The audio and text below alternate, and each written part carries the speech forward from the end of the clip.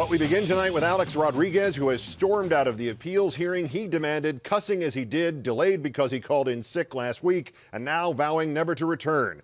All part of his continuing quixotic Ahab versus Moby Dick-like steel cage battle to the death against his eternal, continual, greatest and most mortal enemy, himself.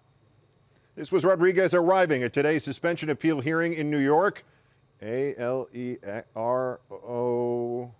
Wait, I'll remember it. Hold on. This was day 52 since the hearings began. 52 days, exactly as long as Rodriguez's 2013 season lasted, from the day he was activated from the DL to the night he was reportedly excused to go home early to prepare for this circus.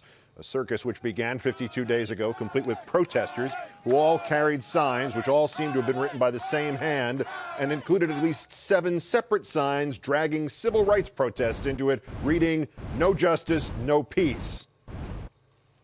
The Alex Rodriguez riots continued in New York today. Police reported being assaulted by a crowd estimated at 1, who stared daggers at them and called them, quote, meanies.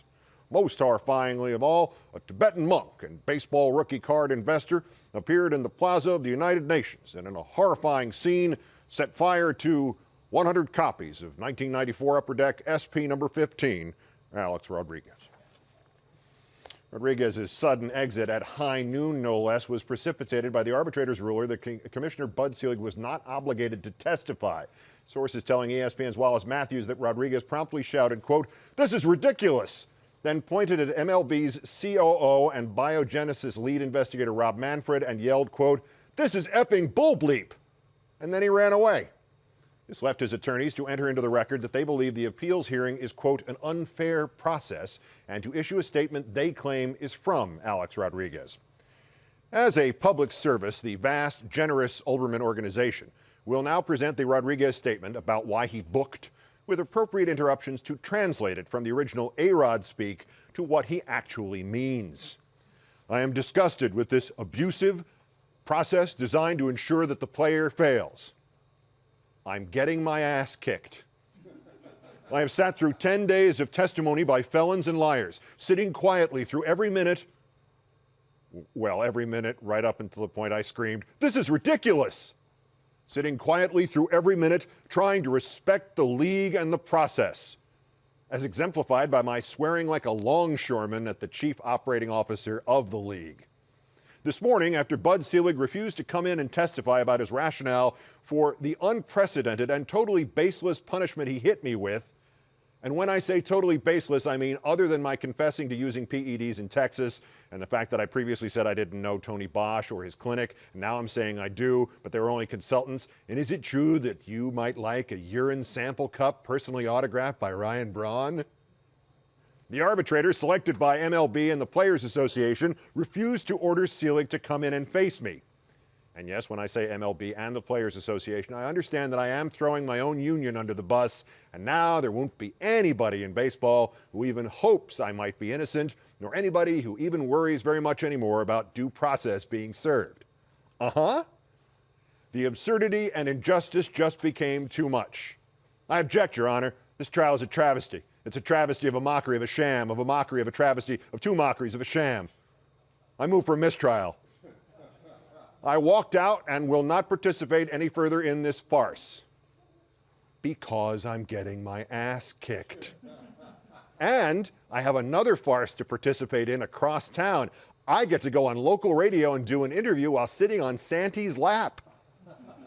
Does Bud Selig like yous? He hates my guts. There's no doubt about it. I know. Everybody hates my guts. I don't think they like big salaries. 100% this is personal. He's trying to destroy me and my legacy. A legacy, I know, consisting of 2 positive PED tests, 1 World's Championships, 9 seasons not even making the playoffs, and no chance of getting into the Hall of Fame without saying, 1 adult for me and 1 senior citizen for Mr. Clemens here. There are divergent opinions tonight as to whether or not this was pre-planned. Rodriguez's simple showbiz tabloid TV lawyer Joe Tacopina was not even at the hearing when Rodriguez pulled the legal equivalent of trying to slap the ball out of Bronson Arroyo's glove. Either way, A-Rod's problems are only multiplying. If he's innocent or even not very guilty, he just threw away the chance to say so at a hearing without very much legal jeopardy attached. And most importantly, the appeals process is one that has been negotiated over about 45 years between the union to which Rodriguez belongs and his own employers. No commissioner has ever had to testify. Arbitrators have repeatedly ruled on behalf of the players and against the owners in everything from the start of free agency itself to Ryan Braun's drug suspension just 2 years ago. And the arbitrators have never completely upheld a single baseball drug suspension. And Alex Rodriguez just bailed out of that process.